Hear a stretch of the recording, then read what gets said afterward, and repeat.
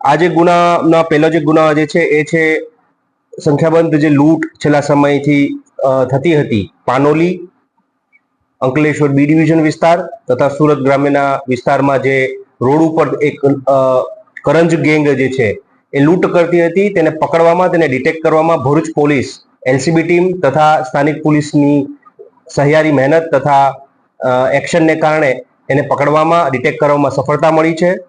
આ જે ગેંગ જે છે એમાં કુલ 4 આરોપીને અટક કરવામાં આવ્યા છે, જે છે પપ્પુ કાળુ શેરુ કંજર, સતુ કંજર, હીરુ કંજર તથા પ્રકાશ કંજર.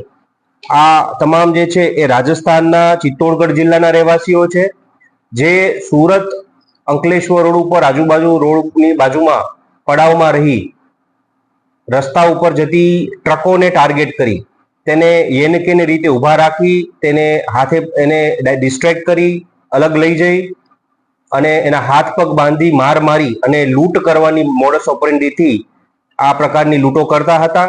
તેને પકડવામાં ભરૂચ પોલીસની ટીમને એક સફળતા મળી છે અને આરોપીઓને અટક કરી અને એની ઉપરની કાયદેસરની કાર્યવાહી કરી તપાસ અત્રે ચાલુમાં છે.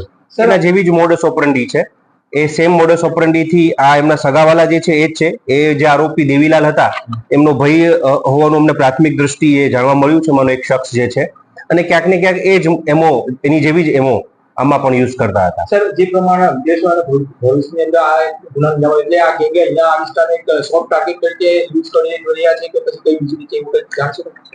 ના, આ જે હાઈવે જે છે મુંબઈ અંકલેશ્વર, સુરત અંકલેશ્વર જે હાઈવે છે ખૂબ વ્યસ્ત હાઈવે છે.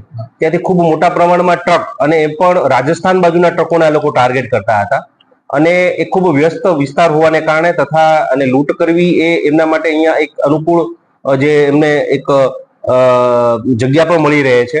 એને કારણે અવાવરૂ જગ્યાએ અમુક જ્યાં ચહલ પહલ ઓછી હોય તેવી જગ્યાઓને આ લોકો ટાર્ગેટ કરતા હતા. સાહેબ, આ લોકો રોકડ રકમની જનરલ લૂંટ કરતા હોય છે, મોબાઈલ અને એના માટે લોકો શું કરતા હોય છે? વેચી દેતા હોય તો કઈ રીતે આપવો હોય?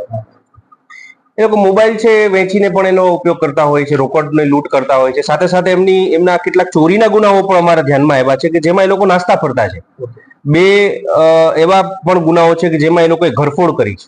એટલે લૂંટની સાથે સાથે આ જે ગેંગ છે એ તકમળીએ મોબાઈલ ચોરી પણ કરે છે, ઘરફોડ પણ એમણે કરેલી છે.